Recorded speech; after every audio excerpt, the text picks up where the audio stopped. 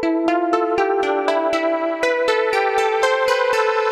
Guys, welcome back to my channel. आज हम बात करने वाले हैं गौरी नामक कहानी की, जो कि हमारे गद्य संकलन की दूसरी स्टोरी, जो कि बहुत ही ज्यादा इम्पोर्टेंट और पूछी जाने वाली स्टोरी है।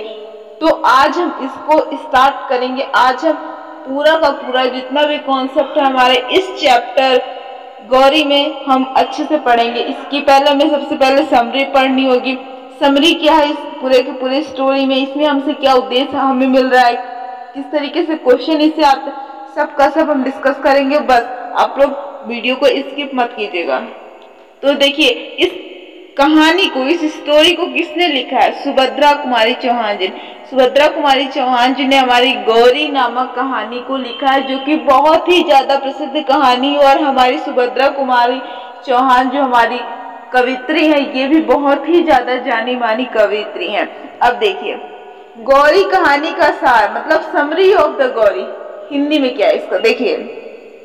गौरी कहानी सुभद्रा कुमारी चौहान जी द्वारा लिखित एक प्रसिद्ध कहानी है। कहानी में स्वतंत्रता आंदोलन के समय गौरी नामक पात्र के माध्यम से भारतीय नारी के उदार चरित्र को दिखाया गया है। मतलब ये कहानी मेनली कहानी में स्वतंत्रता आंदोलन के समय जो एक गौरी नामक की एक महिला थी, या फिर कैसे एक लड़की थी, मतलब कि उसके बारे में, उसके चरित्र को दिखाया गया है। उसका चरित्र कैसा है? गौरी 19 वर्ष की राधा कृष्ण जी की और कुंती जी की एकमात्र संतान है। उन्हें विवाह की चिंता सताई जा रही थी। वे योग्य वर की तलाश थी गौरी के लिए, उनके मम्मी पापा को। कहानी के प्रारंभ में ही वे गौरी के लिए योग्य वर की तलाश में गए हैं। गौरी स्वयं विवाह का इतना महत्व नहीं देती, विवाह को इतना महत्व ही नहीं देती। वह अपने पिता को मना कर देना चाहती थी कि आप इतना चिंता मत करें, आप चाहे जिसके साथ और जहां भी विवाह करें वह सुखी रहेगी।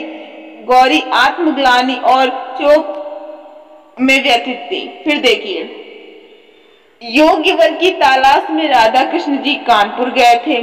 वहां पर वे एक 34 से 35 वर्ष का आदमी, मतलब 34-35 वर्ष के आदमी से मिले।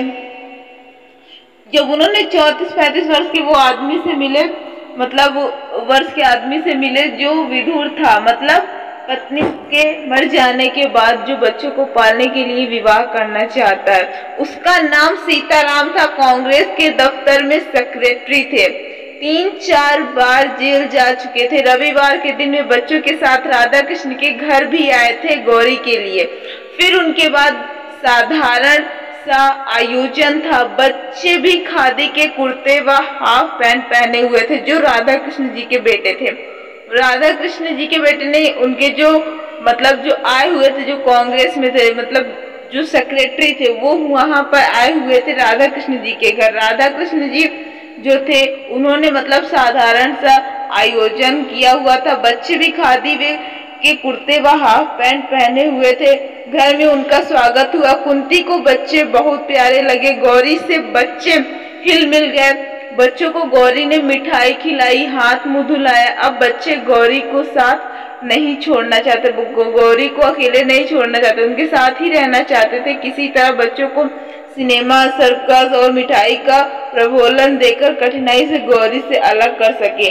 उसके बाद गौरी भी सीताराम जी के व्यक्तित्व से बहुत प्रभावित हुई। सीताराम जी को पक्का हो चला था कि विवाह होगा, केवल तारीख निश्चित करने पर की देर। राधा कृष्ण और उनकी पत्नी को सीताराम जी पसंद नहीं आए। उन्होंने गौरी के लिए दूसरे वर की तलाश करनी शुरू की। जल्द ही वर्ष का युवक बदशक्ल होते हुए भी राधा कृष्ण के लिए यह वर अच्छा लगा। मतलब दोनों तरफ से विवाह की तैयारियां होने लगी, पर गौरी के मन में सीताराम जी के प्रति अपार श्रद्धा थी। वह नायब तहसीलदार से विवाह नहीं करना चाहती थी, पर लोकलाज से नहीं कह पाती। विवाह की निश्चित तारीख से 15 दिन पहले ही नायब तहसीलदार के पिता की मृत्यु हो गई। अब विवाह साल भर के लिए टल गया, जिसकी वजह से गौरी के माता पिता बड़े दुखी हुए। किंतु गौरी के सिर पर जैसे चिंता का पूरा पहाड़ टूट पड़ा। इसी बीच सत्याग्रह आंदोलन चला। इसी बीच क्या चला? सत्याग्रह आंदोलन चला। देश भर में गिरफ्तारियों का तांता मतलब कि लगने लगा। राजद्रोह के अपराध में सीताराम जी को 1 साल का सश्रम कारावास हुआ। सीताराम जी जो कि आए थे राधा कृष्ण के घर। समाचार पढ़कर गौरी स्तब्ध रह गई। उसने कानपुर बच्चों की देख रेख के लिए जाने के लिए निश्चय किया।